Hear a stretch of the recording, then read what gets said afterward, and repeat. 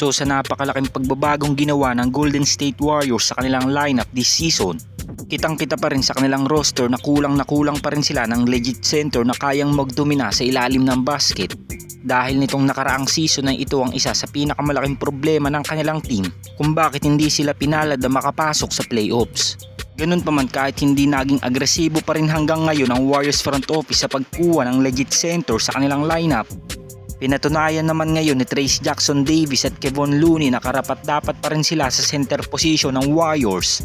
Dahil sa naging off-season nga nila, si Kevon Looney ay tumitira na ng 500 3-pointers per day, habang ang 24-year-old rookie nila na si Trayce Jackson-Davis ay tumangkad naman dahil last season listed nga siya bilang 6'9" center.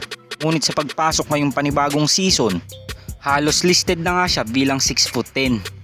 So magandang balita nga ito para sa team ng Golden State Warriors dahil sa improvement nga nangyayari ngayon kay Kevon Looney at Trayce Jackson-Davis. Mas makakatipid na nga ang Warriors front office sa pagkuha ng dominanteng sentro dahil sa ngayon nga ay kayang-kaya na nga itong gampanan ni Kevon Looney at Trayce Jackson-Davis. At ayon pa nga sa mga reports ay ito ang magsisilbing breakout season ni Trayce Jackson-Davis sa Warriors dahil mas bibigyan nga siya ng more playing time, habang si Kevon Looney naman ang magsisilbing backup center ni TJD. At ang kagandahan pa nga sa pinaplano ng Warriors sa kanilang mga centers ay makakapag-focus na nga si Draymond Green bilang playmaker ng kanilang team at magkakaroon lamang talaga ng adjustment si Steve Kerr kapag muling nakapasok sila sa playoffs. Kayo mga Lods, anong masasabi niyo sa magandang improvement na ginagawa ngayon ni Kevon Looney at Trayce Jackson-Davis? Comment down below lang mga Lods. Samantala, kahapon naman ay naganap na nga ang isinagawang media day ng Dallas Mavericks. At sa paglabas ng mga Mavs players ay inaabangan talaga ang paglabas ni Klay Thompson na kung saan siya nga ang pinakambagong miyembro ng kanilang team.